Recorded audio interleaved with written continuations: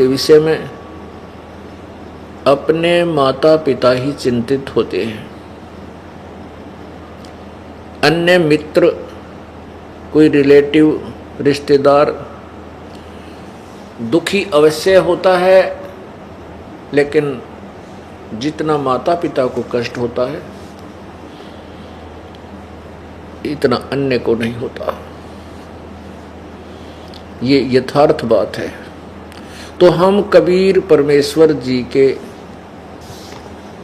बच्चे हैं और कबीर परमेश्वर ही हमारे सभी संकटों का निवारण कर सकते हैं। उन्हीं को हमारे ऊपर रहम आता है, दया आती है। वो परमेश्वर आकर के हमें ज्ञान देते हैं, समझाते हैं कि तुम काल के जाल में फंसे पड़े हो। यहां तुम्हें इस माया का नशा करा के अज्ञान रूप अंधेरे में भरमाया हुआ है। परमात्मा हमें याद दिलाते हैं कि तुम काल के जाल में फंसे पड़े हो। यहां कोई बेटा नहीं, कोई बेटी नहीं, कोई पुत्र नहीं, कोई पुत्री नहीं, कोई माता पिता नहीं, कोई संबंधी नहीं। कहने का तात्पर्य ये है कि हम जैसे अपने रिश्तेदारों को अपना मानते हैं, अपनी बेटी को अपना मानते हैं, पुत्र को अपना मानते हैं, संतान को अपना मानते हैं, ये अपनी नहीं है। आज मृत्यु हो जाती है तो न संतान साथ चलेगी, न संपत्ति साथ चलेगी, तो अपनी कहाँ हुई।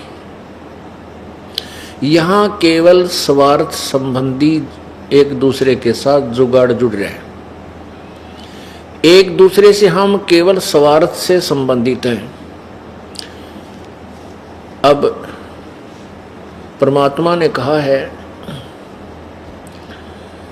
कि मतलब के बिना कोई नहीं अपना। भाई, मतलब के बिना कोई नहीं प्यारा। उसके विषय में क्या बताते हैं, बहुत ही साधारण सा उदाहरण दिया इस वाणी में। भाई, जब तक बैल चले हड़िए में तब तक डाले चारा। जब तक बैल चले हड़िए में तब तक डाले चारा। बूढ़ा वृद्ध हुआ जब नाथ काट दी, वो दर दर ठोकर खारा।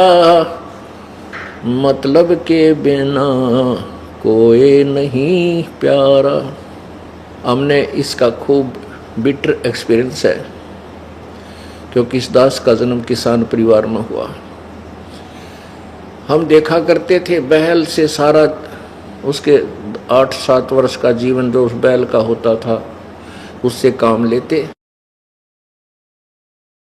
उसके बाद या तो किसी को दे देते, वो जैसे ये ले जाते काटने वाले,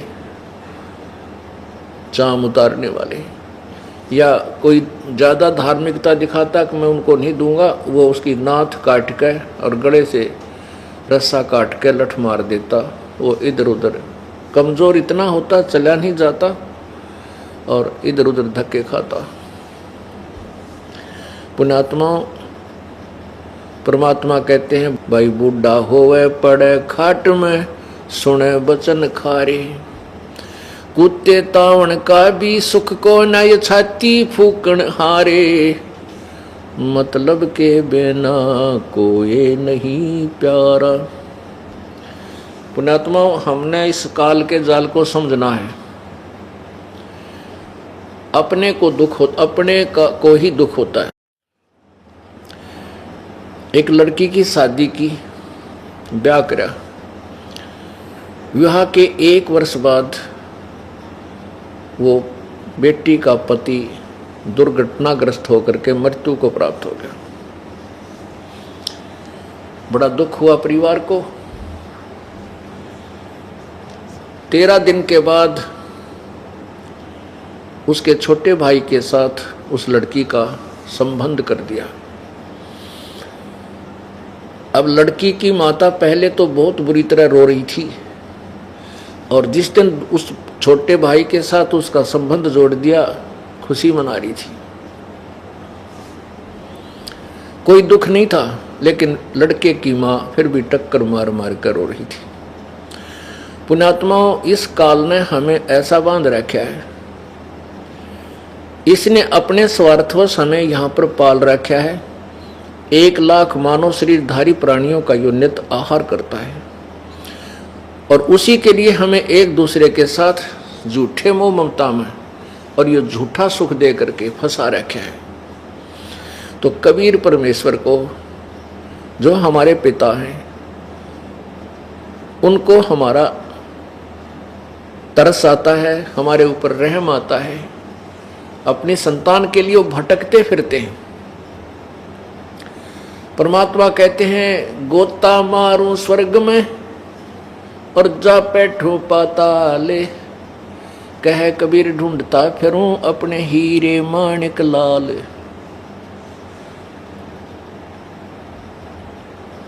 जो बच्चा गौ की नजर में न्यू साईं को संत, भक्तों के पीछे फिरे वो भक्त वत्सल भगवंत।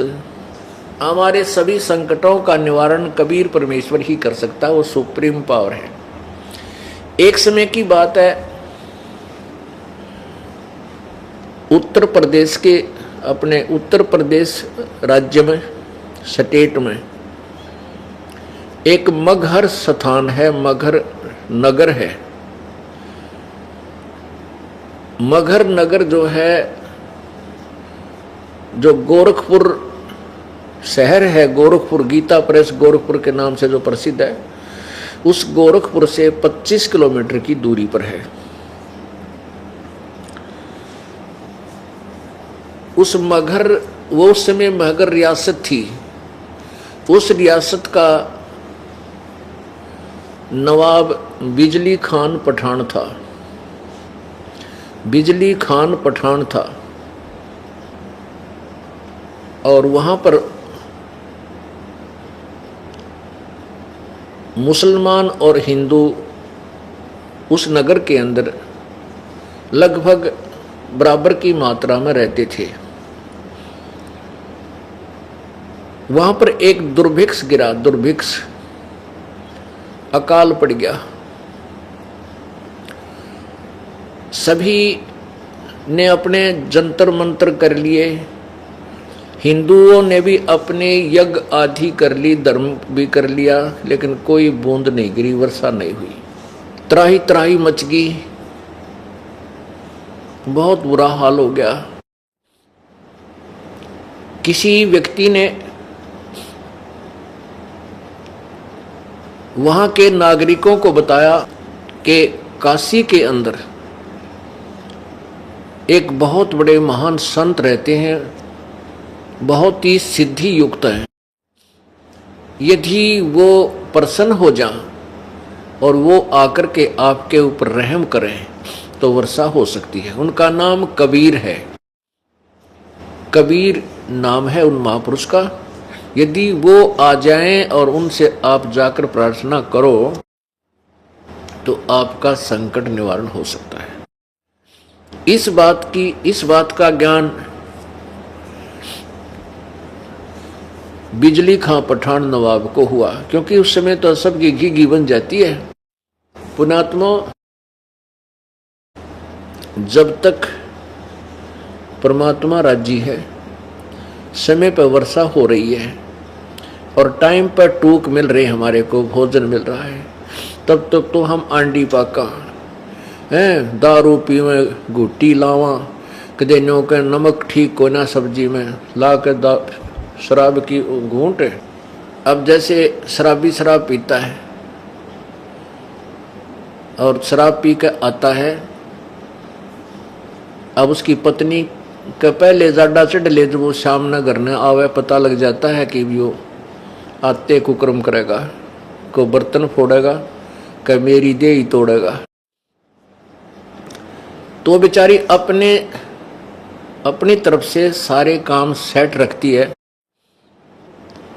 और बढ़िया भोजन बनाती है, और उसमें किसी दिन थोड़ा बहुत नमक कम ज़्यादा हो जा तो थाली फेंक कर मारे, और मैं नहीं खाता रोटी, मुंह च डाले, वह बेचारी उसका पीछे पीछे फिरे। कहने का भाव यह है कि हमने बकवाद इतने बावे हैं जब तक हमें समय पर रोटी मिल रही है। और भगवान रूस गया और वर्षा होनी बंद होगी। जिस साइंस पर आज ये आध्यात्मिक ज्ञानहीन व्यक्ति गर्व करते हैं कि कहाँ है भगवान, आज साइंस ने ये खोज कर ली, आज साइंस ने ये खोज कर ली, साइंस ने क्या खोज कर ली? भगवान के दिए हुए पदार्थों पर इन्होंने अपनी तगड़मबाजी, वो भी परमात्मा की ही दया से बुद्धि इनको दी गई है। जो इस कलयुग में देना मालिक ने था वही बनवाया है। इस युग को कलयुग इसलिए कहा गया है कि इसमें मशीन, मोटर मशीन से ही कार्य हुआ करेंगे। ये पहले से ही ऋषियों के द्वारा नॉमिनेटेड था ये युग, कि इसमें मशीन की जो है ना उत्थान होगा, मशीन का, मशीनरी का, और वो परमात्मा ही करवाता है। और हम इसको थोड़े से आकाश में जहाज के द्वारा उड़ जाने मात्र को ये मान लेते हैं कि भगवान नहीं है। ये हमारी महामूर्खता है। यदि 2 वर्ष या 3 वर्ष अब वर्षा ना हो, परमात्मा रुष्ट हो जावे, ये हवाई जहाज जिनके ऊपर बैठ कर ये प्लातून अंडी पाके और धरती तोलते हैं, कुछ नहीं समझ रहे, किसी को, भगवान को नहीं मानते। ये हवाई जहाज और ये कंप्यूटर वहीं खड़े खड़े पड़े पड़े इनको जंग लगे, इनमें कोई बैठनिया नहीं पावे, क्योंकि रोटी मिले नहीं, हाहाकार मच जा, टक्कर मार मार के मरते। तो पुण्यात्मा भगवान से दूर होना हमारी सबसे बड़ी मूर्खता और अध्यात्म ज्ञानहीनता है। एक समय एक बहुत भयंकर अकाल गिर गया और जिसके कारण मानव समाज भूख के कारण मृत्यु को प्राप्त होने लगा। कहते हैं सन 1720 में एक बहुत ही भयंकर अकाल गिरा और उसमें क्या स्थिति हुई उसके विषय में संत गरीबदास जी महाराज ने उसका अच्छा चित्रण किया है, आपको पढ़ के सुनाते हैं। गरीब विषय में बिसरे नहीं, लागी जोर कशीस, खंड बिहिंडा हो गए, देखो कौम छतीश। अब उसमें ये छुआछात बहुत ज़्यादा थी, जात पात का बहुत भिन्नता थी। और जब वो अकाल पड़ा, किसी ने किसी के घर में रोटी पागी बाज के खा ली, चाहे ब्राह्मण ने चमार के घर पर पागी वहीं बाज के रोटी खोज के खा ली। जब भूल गए हम ब्राह्मण हैं, कम क्षत्रिय हैं, कम शूद्र हैं, या तो बकवाद इतने चला है जब तक हमें सारी सुविधा भगवान प्रदान कर रहा है। गरीब विषय में बिसरे नहीं, लागी जोर कशीस, खंड बिहंडा हो गए, देखो कौम छतीश। शहजादे मांगत फेरे वो दिल्ली के उमराव, जिन रोटी पाई नहीं जो खाते नान पुलाव। कहते दिल्ली के वो बादशाह और उनके पुत्र जो नान पुलाव खाया करते थे, उन रोटी नहीं मिली। शहजादे मांगत फेरे दिल्ली के उमराव, एक रोटी पाई नहीं जो खाते नान पुलाव। गंगा जमुना पार को चली दुनी सब डोल, रोटी साटे बिक गए बालक लड़के मोल। न्योंकि रोटियां के लिए अपने बेटे बालक भी बेच दिए लोगों ने। इसते आगे क्या कहूं, बीती बहुत बिताड़, बासमती भोजन करें जिन पाया नहीं पवाड़। एक पवाड़ घास होता है जिसको गधे भी नहीं खाते, ओह, और वो मनुष्यों ने खाया उसमें। इसते आगे क्या कहूं, बीती बहुत बिताड़, बासमती भोजन करें जिन पाया नहीं पवाड़। जो बासमती चावल खाया करते थे उनने वो पवाड़ घास भी ना खाने को मिला, सूख गया सब कुछ। खर पवाड़ नहीं खाते हैं मनुष्यों खाया तोड़े। खर माने गधा, कहते गधा भी पवाड़ घास को नहीं खाता और मनुष्य ने तोड़ तोड़ के खा लिया। खर पवाड़ नहीं खाते हैं मनुष्यों खाया तोड़े। सांगर टीट और बाखड़ी लीने वृक्ष झरोड़े। ओह, बाखड़ी एक कांटेदार एक बेल सी होती है फैली हुई जमीन पर खेतों में, और उसके इतने मोटे मोटे छोटे छोटे कांटे होते हैं। कहते वो बाखड़ी भी कूट कूट के खाई। और वृक्षों के पत्ते ने तोड़ तोड़ के जरोड़ना में ना ऐसे खींच के पत्ते पत्ते निकाल लेना, उसको जरोड़ना बोलते हैं, जरोड़ लिए। खर पवाड़ नहीं खाते हैं मनुष्यों खाया तोड़े। सांगर टीट और भाखड़ी लीने वृक्ष जरोड़े। सांगर ये जाटी जांडिया गला गया करें, जांडिया का फल वो सिंगर बोले सांगर। और टीट ये टींड लग गया करें कैरों के। और बांखड़ी लीने वृक्ष जरोड़े। ओहो, खर पवाड़ नहीं खाते हैं मनुष्यों खाया तोड़े। सांगर टीट और बांखड़ी ही लीने वृक्ष जरोड़े। कड़ा कोंदरा खा गए जड़ा झोझरू झाड़। इसते आगे क्या कहूँ रही न बोदी बाड़े। बोदी बाड़, बाड़ होती थी कांटेदार झाड़ियों की, अपने खेतों के चारों तरफ रक्षा करने के लिए बाड़ लगाते थे। कहते हैं वह भी कूट कूट कर इंसानों ने खा ली। कड़ा कोंदरा खा गए जड़ा झोझरू झाड़। इसते आगे क्या कहूँ रही न बोदी बाड़। फजल किया यूं दुख सोन्या बरसे दीन दयाल। आए इंद्र गर्ज करे सुभर तालम ताल। सुभर सरवर ताल। सातों धातुर सात अन वर्षाही के माही। मेर मौज मौला करी ही बादल पछाए जाही। बरसे इंद्र घन गोरे करे उतरा हुक्म हजूर। खलक मुलक सब आवादाने ना कहीं होत कसूर। ये भी से की बाता हैं लगा 21 ऐन। 60 महीना शुभ घड़ी ही सातों आठों चैन। कहते हैं ये तो 1720 में आपको बताई कि बहुत बुरा हाल हो गया था। फिर 1721 में 60 महीना शुभ घड़ी और 7-8 का दिन था, रात 7 और 8 की रात 60 की।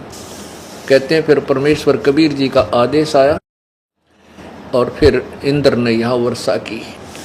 बरसे इंद्र घन घोरे करे उतरा हुक्म हजूर। हजूर माने पूरे परमात्मा का आदेश आया इसके पास। खलक मुल्क सब आवादान ना कहीं होत कसूर। ये 20 की बात है लगा 21 ऐन। 60 महीना शुभ घड़ी सातों आठों चैन। 3, 4 और 5 मन हुआ अन उजाल। भिग्या गला सुदस्मणा यूं खावे कंगाल। लांडी बूची लाड कर संतों के प्रताप। सांगर टीट न पावे ते इब खावे मूंग और बात। कहते हैं फिर सुक्का सांस आ गया जब सांगर टीट भी ना मिलने थे। टीट खाए नहीं जा सकते, आप खा के देखियो, क्योंकि उनको तो नमक आदि डाल डूल के कुछ दिन पानी में भिगो कर उसका कड़वापन कम करके जबकि अचार रूप में थोड़ा सा खाया जाता है और उस समय भूखे मरते ने सूख के खा लिए कति। हे भगवान जान बचाए किसी तरह। परमात्मा कहते हैं शहजादे मांगत फिरे वो दिल्ली के उमराव। और जिन एक रोटी पाई नहीं जो खाते नान पुलाव। जो नान पुलाव खाया करते थे अपने घरा बनवा के नो माल पूड़े, उन्हें एक रोटी भी ना मिली, धक्के खाते अंडे। तो पुण्यात्माओं, परमात्मा परम शक्ति है, उससे दूर होकर हम कष्ट ही कष्ट भोगते हैं। अब उसमें क्या दिक्कत आई, उस अकाल के दौरान सासू साली माए क्या बाप पूत बिछो, सकल कबीला तज गए ऐसा व्याप्या द्रोह। अब तो हम एक दूसरे के नात तीर बड़े अंडी पाके बैठे हैं। कहते उसमें सभी नाते रिश्ते भूल गए, माँ बाप भी कहीं, बाप कहीं भाग रहा रोटी के लिए, पिता बेटे किधर भाग गए, कोई टूक की तरह कुछ मिल जाए खान पीने को, माँ कहीं। पुण्यात्मा इसे गंदे लोक में हम रह रहे हैं। यहाँ पर ना जाने कितनी आपत्तियां एक सेकंड में आ जाए, और हम उस लोक को छोड़ाए जहाँ आपत्ति नाम की चीज नहीं। अब जब तक हम वहां नहीं जालेंगे, इतना यहाँ सुख हो नहीं सकता।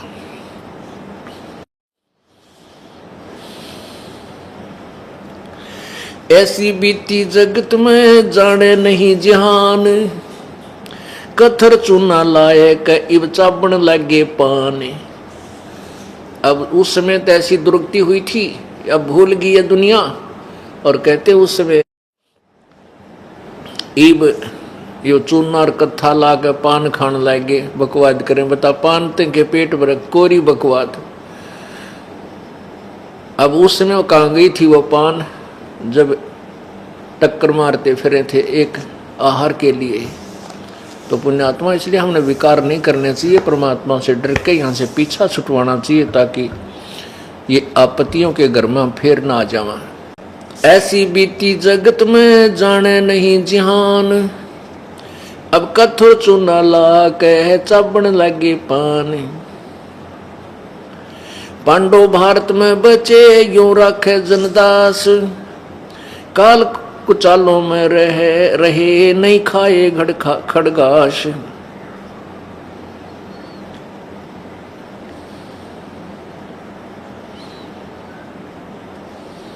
पुण्यात्माओं, इसके साथ साथ एक निर्णय और दिया है परमेश्वर के प्यारी आत्मा गरीबदास जी ने, परमेश्वर से प्राप्त उस तत्व ज्ञान के आधार से। कबीर परमेश्वर से प्राप्त तत्व ज्ञान के आधार से कि जो परमेश्वर की प्यारी आत्माएं थी,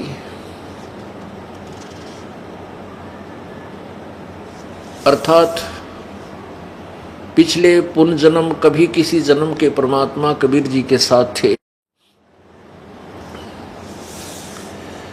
उनके ऊपर परमात्मा ने विशेष कृपा की। ऐसी आपत्ति में उन्होंने ये खड़ घास नहीं खाए, उनकी व्यवस्था परमात्मा ने की। अब जैसे महाभारत कितना भयंकर युद्ध हुआ, उसमें पांडवों की रक्षा बनी और सब दुनिया मर गई।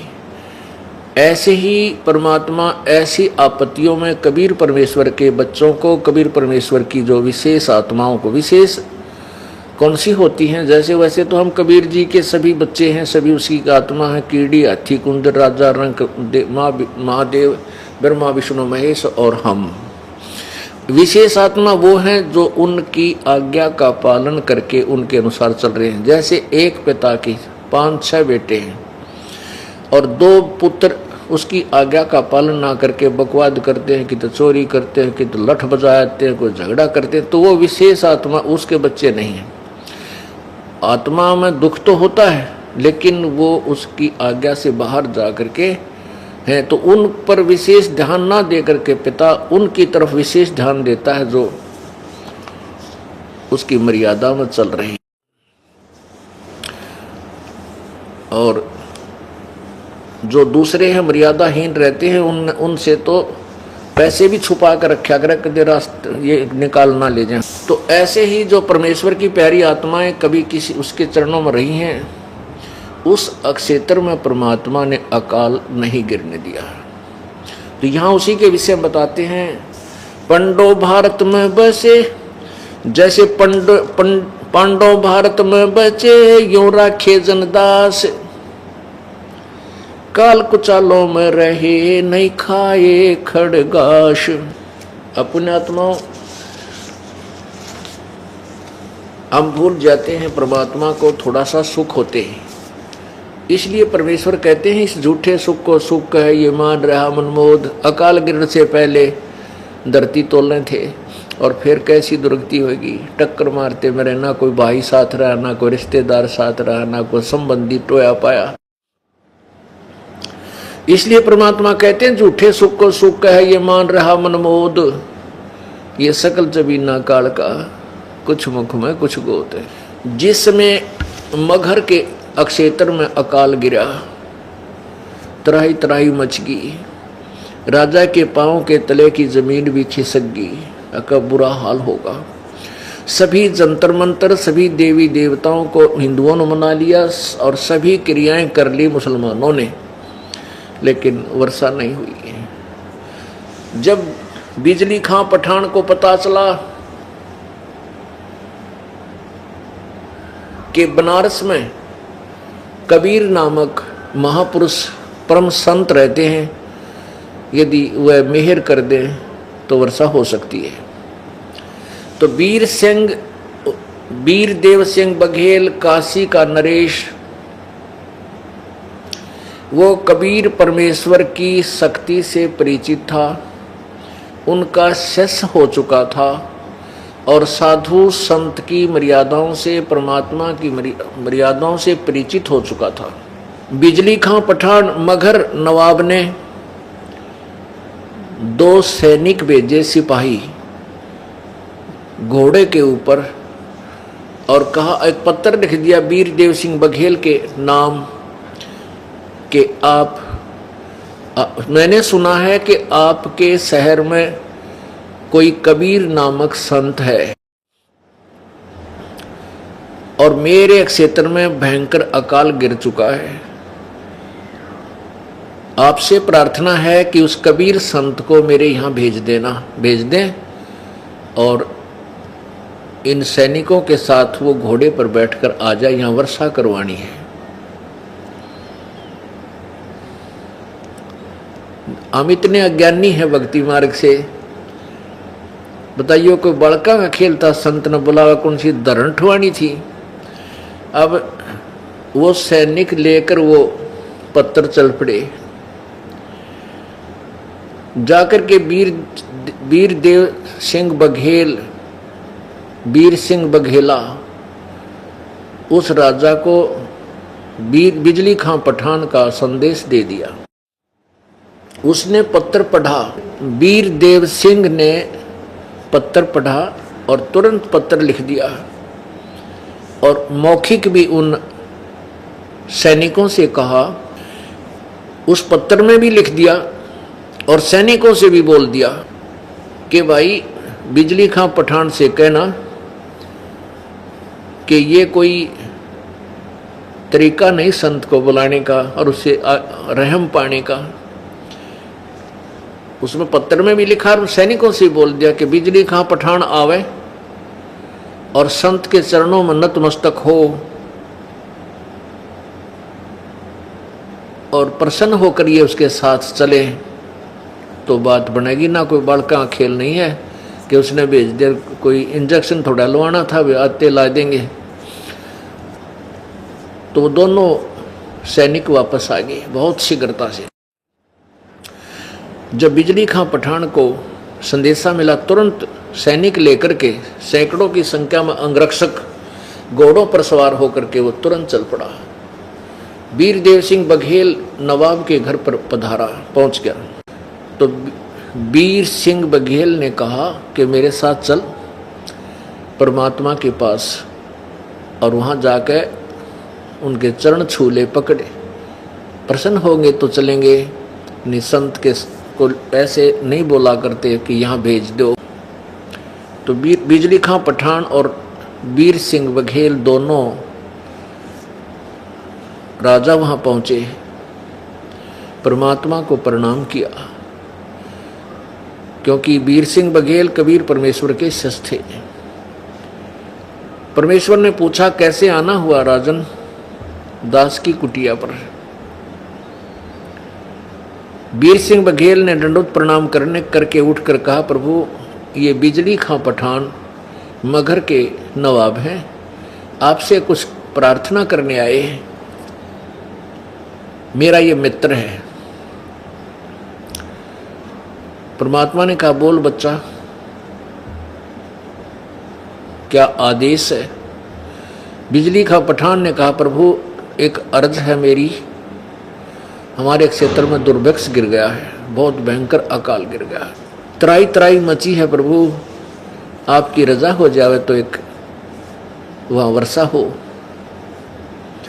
पुण्यात्माओं, उन ब्राह्मणों ने, उन हिंदुओं ने जो वहाँ मगहर में निवास करते थे, सब पत्रे पुत्रे देख लिए थे और भविष्य वक्ताओं से, भविष्य के जानने वाले, भविष्यवाणी करने वालों से भी संपर्क कर लिया था। अब ये जो कुछ संत इस टाइप के होते हैं, उनकी समाधि ऊपर धर्मराज के दरबार में पहुंच जाती है, उनकी आत्मा, शरीर यहीं रह जाता है, वो समाधिस्थ होकर के, और वहाँ जाकर के वो उस अक्षेत्र का अकाउंट देख लेते हैं कि इस क्षेत्र में वर्षा इस समय में होगी या नहीं, ऐसा कोई प्रारब्ध है या नहीं। ये पूर्व निर्धारित है, जहाँ पर फलडाणी है या कहीं पर ऐसा यानी सूखा गिरना है, जो कुछ भी। तो उन्होंने बता दिया था कि यहाँ इस क्षेत्र के लोगों का पुण्य नहीं है, जिसके कारण यहाँ वर्षा नहीं हो सकती कई वर्ष तक। अब परमात्मा कबीर जी ने स्वीकृति दे दी, चलो भाई मैं चलता हूँ। परमात्मा को एक घोड़े पर बैठाया और वहां से चल पड़े हैं।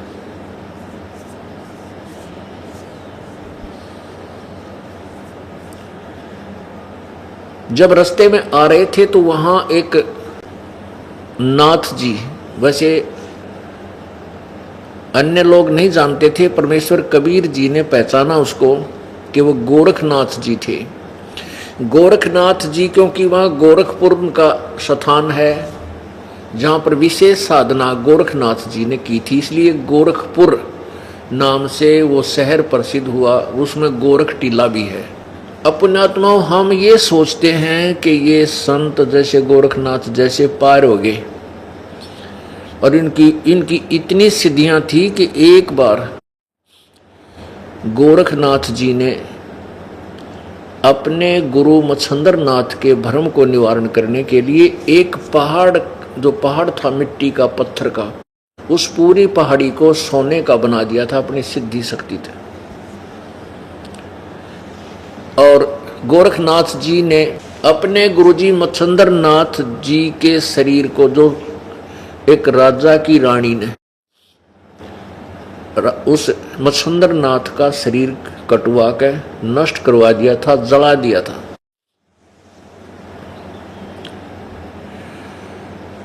और मच्छंदर नाथ जी उस रानी के, राजा के मृत शरीर में प्रवेश करके और वहां रह रहा था।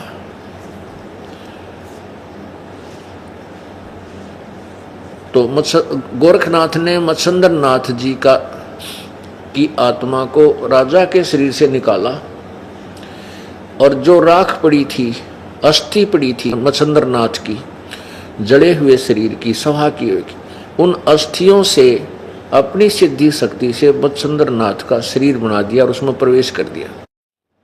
इतनी शक्ति थी इस गोरखनाथ में, लेकिन न तो इसका मोक्ष था, ऐसे ब्रान माटी नो की नो रही, उसका प्रमाण दिया जा रहा है। अब क्या होता है कि जिस गोरखनाथ जी का शरीर छूट गया, मर गया, अब ये सूक्ष्म शरीर में, प्रेत वाले शरीर में पितर रूप में घूमते रहते हैं। जैसे हम गोपीचंद और भर्तरी को मुक्त मानते हैं, वो मुक्त नहीं है, ऐसे ही पितर रूप में भटक रहे हैं। जहाँ जाए कहीं प्रकट हो जाते हैं, दर्शन दे देते हैं किसी को, फिर अंतर्ध्यान हो जाते हैं।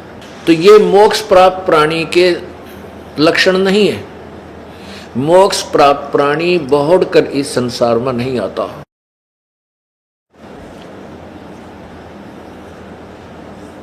तो गोरखनाथ जी के वहाँ गोरखपुर 25 किलोमीटर था। अब वो उसने सोचा कि यहाँ दुर्भिक्ष गिर गया और ये किसी संत को बुलाने गए हैं, और वो संत आकर के यदि यहाँ कोई करिश्मा दिखा देगा तो मेरी महिमा खत्म हो जाएगी। इस दृष्टिकोण से गोरखनाथ जी वहाँ एक साधु वेश, अपना नाथ परंपरा वाला वेश की वेशभूषा बना करके प्रकट हो करके, यानी एक सिद्धि ऐसी होती है कुछ समय के लिए वो चोला धारण कर सकता है, तो वहाँ शरीर धारण करके एक छोटी सी तलैया, जैसे खेतों में लेट होती है, लेट बोले हमारे रोहतक जिले में, छोटी सी जोड़ी, छोटी सी तलैया खेतों में होती है तो वो तलैया सूखी पड़ी थी, उस तलैया के ऊपर गार्ड का अपना वो चिमटा, ये त्रिशूल, और वहां बैठ गया ऐसे आसन लगा के।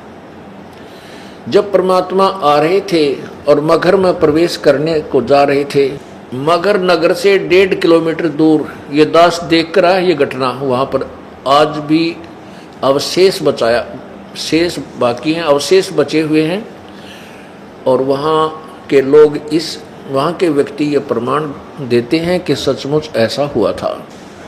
जब परमेश्वर कबीर जी ने देखा कि नाथ जी आए हुए हैं, गोरखनाथ बैठा है और इसके मन में के दोष है, वो तो अंतर्यामी थे, वहीं रुकवा लिया घोड़ा और राजा से कहा कि, नवाब से कहा कि हे राजन बिजली खां पठान, आप इतनी दूर गए काशी में 200-250 किलोमीटर, ये देखो महापुरुष बैठे हैं आपकी बनी में, आपके जंगल में, इनसे अर्ज करो, ये जो चाहे सो कर सकते हैं। अब गोरखनाथ जी सुना और दूना फूल गया, कुप्पा हो गया। तो बिजली खां पठान, हमारे मन में भी एक दोष रहता है, तो क्योंकि कबीर परमात्मा को जब जहाँ से बिजली खां पठान लाए बैठा के, तो वो उस समय कपड़ा बुने थे, एक गरीब जुलाहा बैठा खड्डी में और कपड़ा बुने, तो उसके मन में जचना थी कि यो संत है, भगवान तो बहुत दूर की बात, उसको भगवान माना, तो वो ले जरूर आ रहा था, पर बिजली खां पठान के मन में भी खोट था कि यो संत तो ना लगता। तो दोनों की फड़क निकालनी थी, एक तीर में 2 शिकार करने चाहे परमात्मा ने। एक तो गोरखनाथ की फड़क निकालनी थी, एक बिजली खां पठान का दिमाग सेंटर में लाना था। तो बिजली खां पठान को जब ये सुना कबीर जी के मुखारविंद से, परमेश्वर के मुखारविंद से, कि देखिए महापुरुष जो चाहे सो कर दे, इतने सिद्ध पुरुष हैं, इन नाथ जी महात्मा से आप प्रार्थना करो वर्षा के लिए। गोरखनाथ जी घना राजी ना, वो बिजली खां पठान घना प्रसन्न हो गया, अक्सर सचमुच महात्मा तो ईशे होया करे, और जाकर बिजली खां पठान ने प्रार्थना की, हे नाथ जी, हे महात्मा जी, हम यहाँ की जनता पानी के लिए तरस रही है, कृपा वर्षा करवा दो। अब नाथ जी खड़ा हुआ, वो त्रिशूल निकाला और उस तलैया के बीच में जाकर, जो सूखी जोड़ी थी छोटी सी लेट, उसके बीच में जाकर त्रिशूल मारा, न्यू काट दिया। वहां से पानी की धार फूट आई और वो तलैया, पूरी छोटी सी तलैया थी, वह भर गई पानी की, और फिर नाथ जी आकर बैठ गया नुआ करके। अब कबीर परमात्मा बोले, देखो भाई कर दिया ना, पानी कर दिया महात्मा ने, तेरे की देख तुम कहाँ गए थे, ठीक हो गया काम, बिजली खां बन गई बात है। बिजली खां पठान बोला, प्रभु इस जल से तो एक दिन के पशु भी नहीं छिक सकते, हे नाथ जी वर्षा करवा दो। नाथ जी कहते हैं कि इस अक्षेत्र के पुण्य समाप्त हो चुके हैं, इस अक्षेत्र के लोगों के पुण्य नहीं है, इनके प्रारब्ध में यहाँ वर्षा नहीं है, और मैंने इंद्र तक के कागजों को टटोल लिया है इस क्षेत्र में 2-3 वर्ष तक वर्षा नहीं हो सकती। और कहते हैं वजीर और फकीर दो नहीं आपस में सोया करते हैं। अब कबीर परमेश्वर ने कहा कि हे नाथ जी दया कर दो, आप तो जो चाहे सो कर सकते हो, वर्षा करा दो, आपके बच्चे यहाँ त्राई त्राई कर रहे हैं। तो गोरखनाथ जी नाराज हो गए, ने बोला तू करवा दे, ऐसा वर्षा करवाने वाला है, इनके भाग्य में नहीं है तो कहां से दे दे, कहां से वर्षा हो जा। अब बिजली खां पठान फंस गया, कहिया तो बात बिगड़ गई भाई।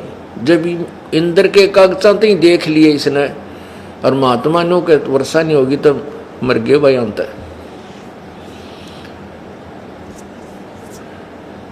तब बिजली खां पठान को चिंतित देखकर परमेश्वर ने कहा कि आप जाओ, सभी यहां से अपने नगर को जाओ। और परमात्मा जहां वो गोरखनाथ जी बैठे थे उससे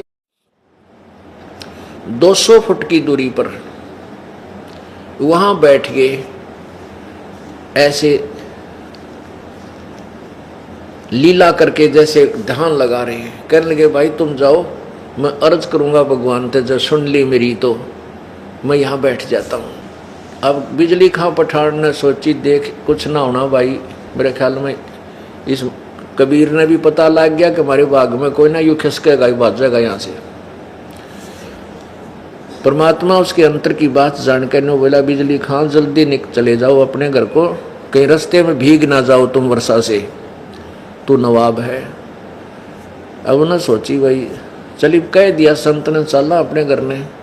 अब वो आधा किलोमीटर गांव से जब रह लिए, इतने जबरदस्त बादल आए नो उमड़ के, और सारी रात वर्षा हुई नो कम से कम 8 घंटे, और भर दिए सब ताल, सब पानी पानी कर दिया परमेश्वर कबीर जी ने। बोलो सतगुरुदेव की, बंदी छोड़ कबीर परमेश्वर जी की जय।